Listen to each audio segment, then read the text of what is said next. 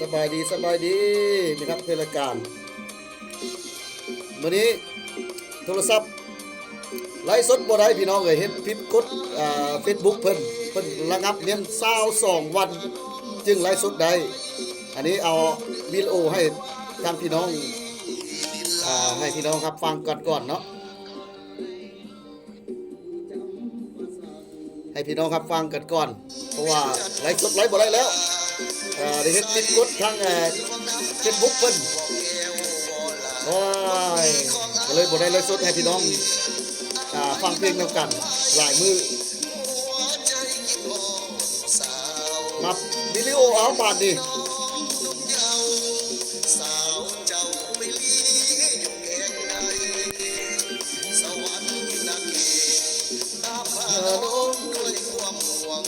รายการตามเข้าซาวกสิกร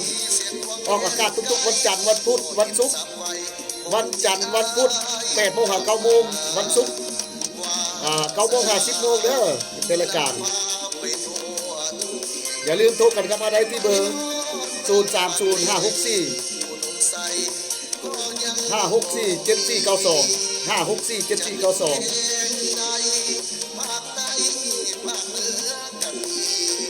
คำมวล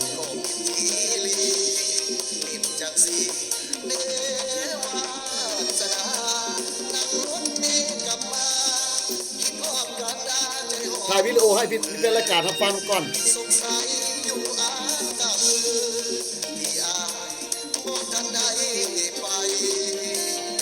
อยู่เมืองปากสี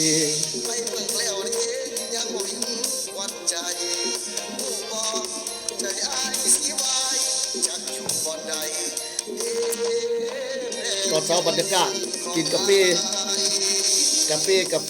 คอฟฟี่เมดเซฟหลาย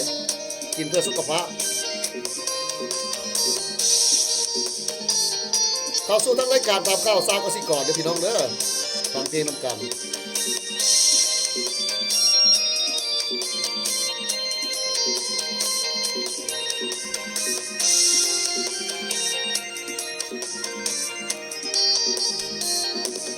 วาสนานำพาไปทั่วทุกไปฮอดเมืองปากเมฆอุดมใสก็ยังบ่มีจะอยู่เพียงใดภาคใต้ภาคเหนือกันมีอยู่คำมวลก็มีสีลีจากสีเนวาสนานั่งรถเมฆกลับมาวนวือสงสัยอยู่อาตาเป็นวิดีโอถ่ายทอดสดบ่ได้แล้วทาง Facebook อีกสัก2 วันเจอกัน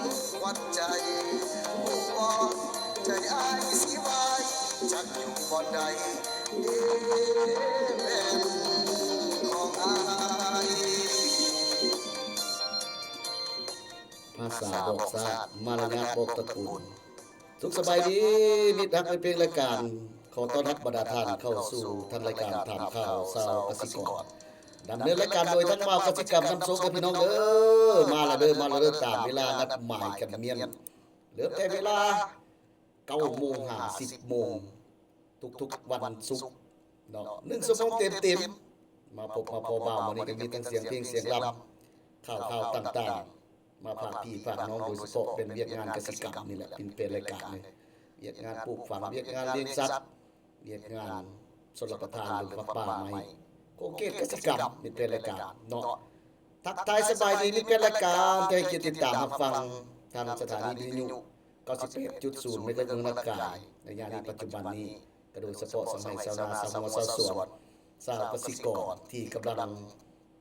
ก้มเงยๆตามตรงให้ตรงนาเนาะตามเจหัวเจส่วนกำลังกะเกียมไป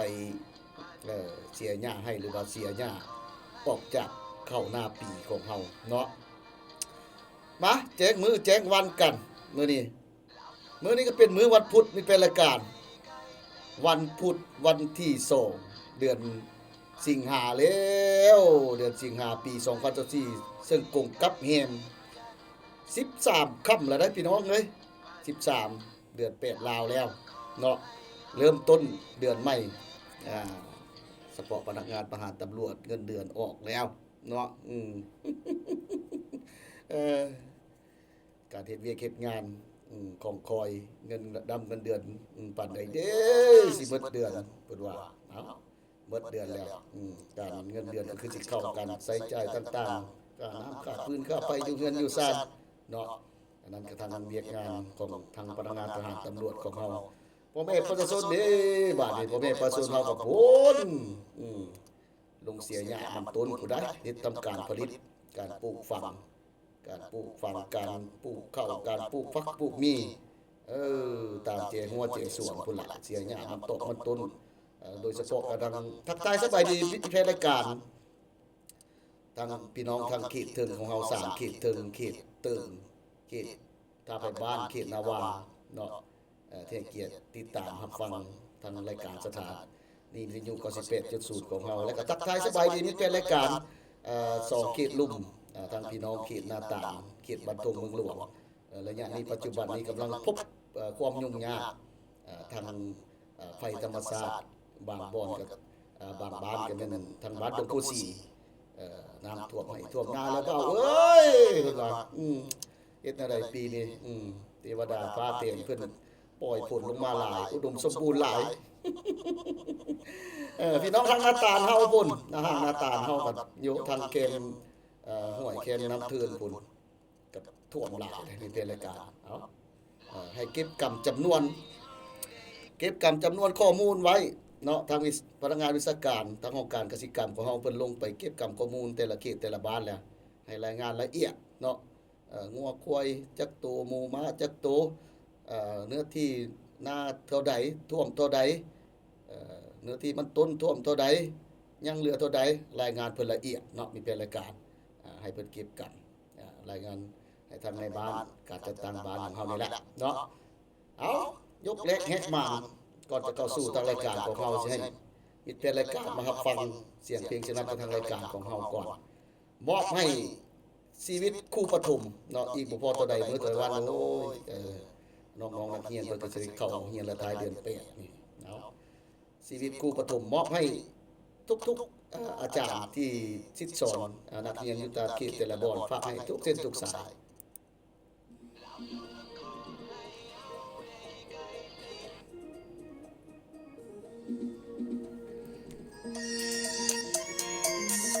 ชีวิตคู่ปฐมบุญทัน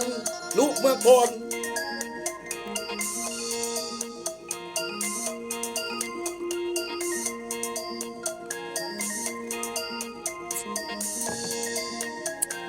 สบายดีนะสบายดีชีวิตของข้าเกิดมาเป็นผู้ปฐมบ่ได้สอนมัธยม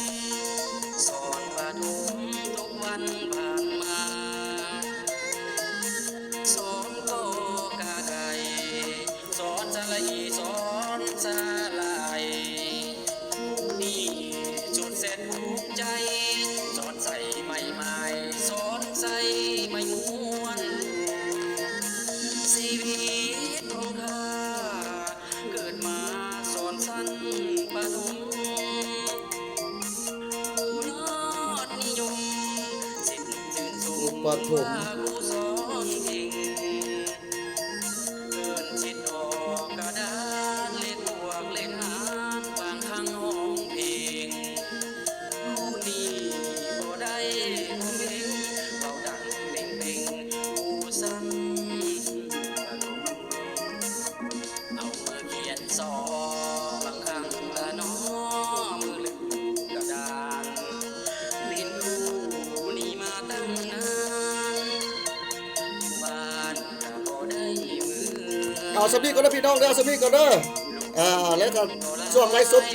อีกประมาณ2วันจึงพบกันใหม่เอาช่วงนี้เอาเป็นวิดีโออัดก่อนวันนี้เอาสมีก่อนสบายดี